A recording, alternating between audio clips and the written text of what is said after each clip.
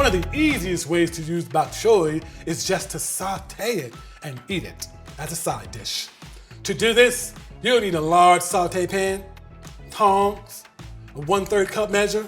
You'll also need 1/3 of a cup of low sodium chicken stock or water, your clean bok choy, plus salt and pepper, and a stovetop. If you're using large bok choy, cut the stalks into smaller pieces, about 1/2 inch to 1 inch in size, and discard the root portion about 1 inch from the bottom. Baby bok choy can be eaten whole or cut in half lengthwise.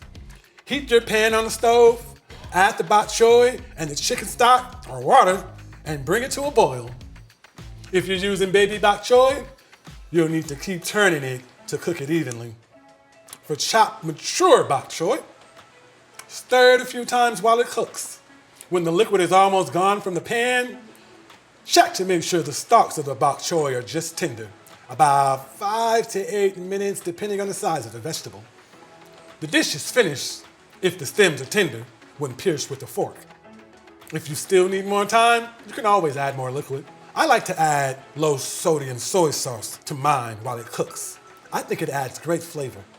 Otherwise, once it's tender, just sprinkle on some salt and pepper. Another great way to use bok choy is to slice it and sprinkle it on any dish you would typically eat with cabbage. Whether it's tacos, pozole, caldo de res, or another dish. And for that, you want to use the crunchy stem part. Slice it thin so it's about the same size as the cabbage. There are just so many ways to use bok choy. I hope you love this vegetable as much as I do.